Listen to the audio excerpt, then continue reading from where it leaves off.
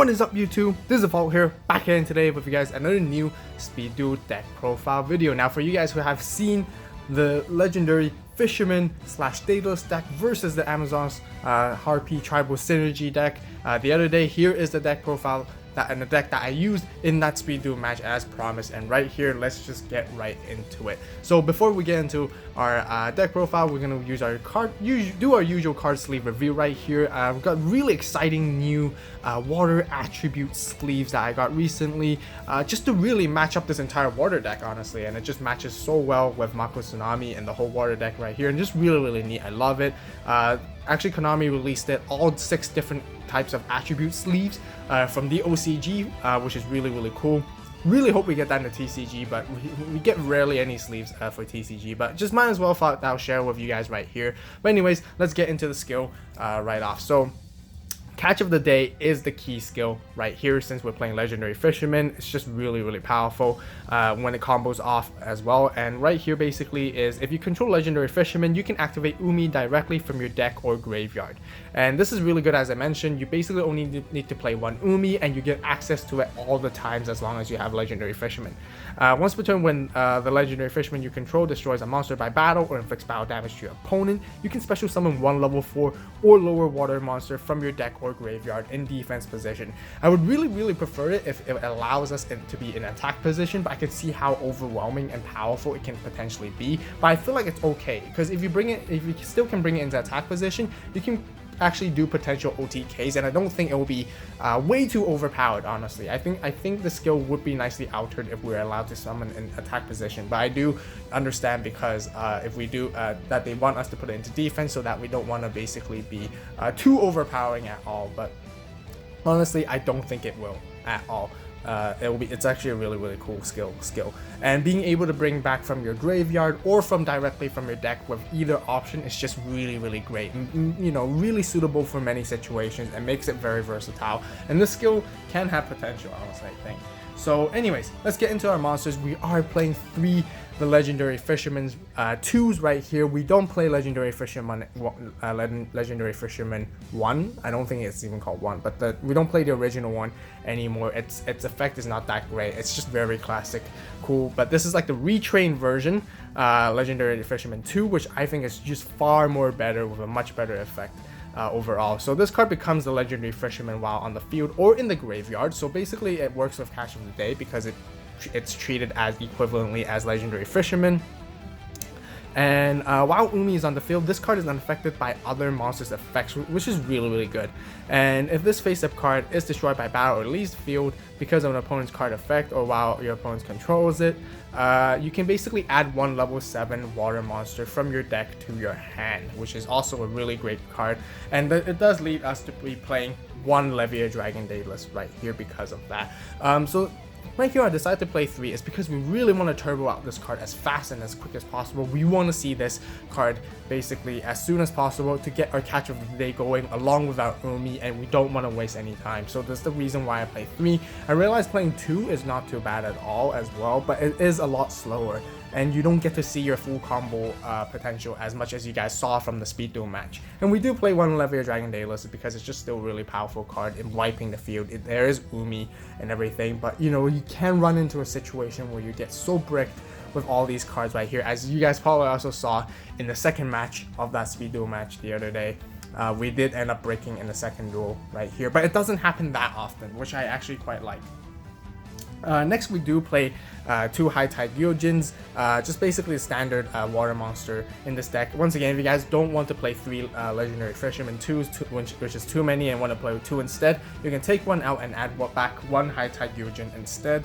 And then next, we do play 3 Cabal Zals right here for our monster lineup. We have the super rare version holo variant from the Speed Duel Tournament Pack 2 that we opened up not recently, quite a while ago, honestly. We opened like 20 packs or 30 packs and got this from there, which was really great. Stay tuned for more of that opening. I'm really trying hard to collect up to 100 packs so that we can open it all together on the channel to showcase you guys, which will be really cool. But anyways, yeah, Cabal Zals. The reason why I play Cabal Zals, more Cabal Zals over High-Tide Gyojin is simply because it has a higher base attack. When the situation when you don't have Umi, it does have 50 more attack over High-Tide Gyojin. It does have a 1500 defense as well, which is really good stats, base stats, one of the most powerful base stats vanilla monsters in this current game. And it is a dinosaur type, so it doesn't get the Umi effects of bumping up to 19, which would be really great if it does, but unfortunately it doesn't whatsoever. And that's the reason why I play Cabal Zals as well. If you guys don't like it, again, you can switch it back where you have 3 High-Tide Gyojins and 2 Cabal Zals instead. But I just thought like these are like the main powerhouse of the normal monsters that you really need to start beating down your opponent with, which is, you know, really cool. So that basically rounds off for the monsters right here, and we're basically moving into our spells. So for a spell, we do play 1 Umi. 1 is all you need because of the skill. Drawing into it is really not good at all. You really don't want to draw into this card. And if you do play 2, you will be drawing this card. And when you do draw it, it really sucks because, you know, you want to utilize to get this card off with Catch of the Day instead, and there's no other reason. Next, we do play 2 Water Hazards right here. You guys saw how useful this card was to really help bring out the Legendary Fisherman 2 very quickly. It only requires 1 tribute. There's alternative options. You can do cost down if you want, but Water Hazard is just generically better simply because it's a continuous spell. You place it once on the field and it stays there forever, and you can still continue to special summon water monsters when you control no monsters throughout the entire rest of the game. Next, we do play 2 Big Wave Small Waves. Just an alternative option to bring out Legendary Fisherman as well. Both these 2 spells will help you bring out Legendary Fisherman. All you need is 1 Legendary Fisherman and 1 other water monster. Cabal Zal's High-Tide Gyojin. That's all you need to basically turbo it out immediately. And also, Big Wave Small Wave works very well with Levia Dragon Daedalus simply because it is a level 7 monster, level 7, and it does require 2 tributes instead of 1. So Big Wave Small Wave will allow you to get into him instead. If you guys don't like it, you guys can totally play more Big Wave Small Waves instead, or more Water Hazards. It's totally up to you to switch around with these ratios, but these ratios work the best out for me to get into my full combo. And that basically rounds off for the spells right here. Now moving into our traps, we do of course play the best trap in the game, Floodgate Trap Hole, to stop any annoying monsters that the opponent does. And you know, when we do need to buy some time or put their monsters into face down position so we can swing in for attack and destroy it during the next turn, which is really great. Next, 2 Dust Tornadoes, second best trap in the game, to basically remove their back rows. Back rows, you know, basically you want to remove some floodgates in advance if you want to. You guys can also play Night Beam instead of Dust Tornadoes if you guys really want to make sure that you can definitely summon the Legendary Fisherman without being hindered at all or being basically disrupted. Because if you do summon Legendary Fisherman, the suckiest thing that can happen is your opponent using Floodgate on your Legendary Fisherman 2, putting it into face down, and you basically don't have one. It's useless, and you can't even use Catch of the Day. Although it's not too bad because there's lots of workaround, and this is the reason why I do play 3 Legendary Fishermen once again, is because if one does get flipped down, you can basically if you have another one in your hand, next turn you can tribute the face down one and summon another one out to basically sort of play around it a little bit more. But you know, totally up to you guys. I like Dust Tornado because you can get rid of field spells and continuous spells and traps and all that kind of stuff. But Night Beam totally works as well. Last but not least, 2 Kunai with Chains. Again, you know, one of the I would say the 3rd best trap card in the current game. Still really powerful. You know when it combos with Cabal Zals and High-Tide Gyojin, it makes them very powerful and very difficult to run over for any normal type of monster as well. Any level 4 or lower type of monsters can't beat them at all, and it can even match against some higher level monsters as well. But if you guys just don't like Kunai with Chain and want to play more back row, you can swap these 2 out for Night Beams. There's a lot of switching arounds you guys can totally do, and you know, play around with the ratios and alternatives as well. But this is overall my build. So it is a 20 card deck, and let's move on to the side deck. So for side deck, we do play one more Dust Tornado just in case. We did side this in against the Amazons just in case, because there's so many back row heirloom village that we really want to pop those cards away. We do play one more Floodgate just in case if we face monsters that are just really annoying and we really need to put it down as well.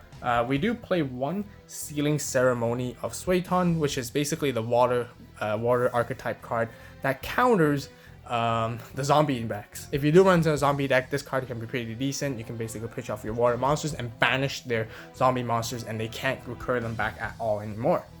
Eradicating Aerosol, just for against any moth type of decks or insects. And then one blast held by a tribute right here to basically destroy Gravekeepers or anyone that tributes as well. And then last but not least, one Waking the Dragon, which does lead on to our extra deck. And as usual, because of Waking the Dragon, the extra deck is simple. One Alligator Sword, one of each of these different types of fusion monsters we have right here, basically. As usual, you guys seen it many times. Don't really have to go over with this too much. So honestly, I want to give you guys my honest review on this deck. It was actually very difficult to get replay for you guys. This deck is actually not as really powerful as I really like it to be. It's still very nice and consistent sometimes when you're able to pull off that full combo of having one Cabal Zals, and then let's say you have one Water Hazard and you have one Legendary Fisherman 2, which does happen all the time, but that's like 3 cards in your hand, and you might have one other card on your hand left to play, whatever it is, and you're basically pulling into 3 cards just for almost like a 1 card sake. The trade-off is not that great.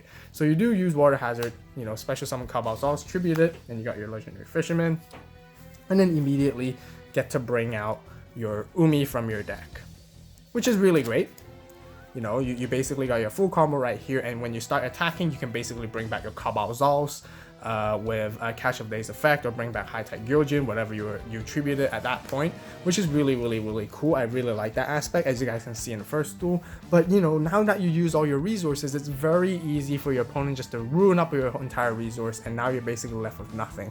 If they overcome all these cards, like okay, they do destroy Legendary Fisherman somehow and get rid of it, you do get to add your Levia Dragon Daedalus, but now you're like almost left empty. You have a Umi, you have Water Hazard, but what you have to basically bet on your top deck draw and be really lucky to even have a follow-up play afterwards, because this deck really overextends, and when it does and your opponent is able to overcome the overextension, you're basically just left with nothing. It's almost like a Blue Eyes feeling sometimes, because of playing this. So I really feel like this deck is sometimes very underwhelming, but just for casual sake and for, anime fans out there and all you guys who love Mako Tsunami, this is the reason why I really want to make this deck for you guys as well. I feel like there's definitely long-term potential with this skill and Legendary Fisherman 2 100%. I really feel like the water decks right now, even for the pure Daedalus build with Screech and Slushies from the last format, it's just very slow, and you can't play that in this format. It's just way too slow, way too inconsistent.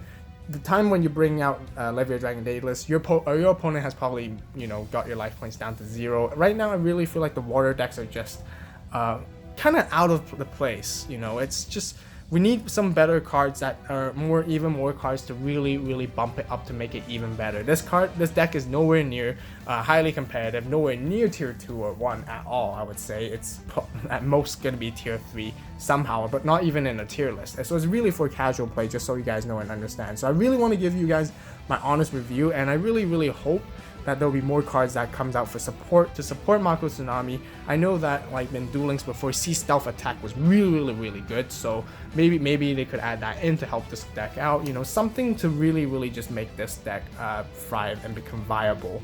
Honestly, I think in last meta, the Levia Dragon build might be the Levia Dragon build with Slushies and Screech might be even better than this current build, even, I have to say. But yeah, this is basically my build right here. Let me know in the comment section down below what you guys can help me out with. If there's any cards you guys would suggest me adding or taking out, definitely post your comments down below. I would really appreciate it to really help me, bring this deck a little bit better. But honestly, in my honest opinion, once again, I really felt like it's just lacking some key cards, some really powerful, more stronger water cards that we really need, because with Trials of Kingdom, it only brought us Legendary Fisherman 2.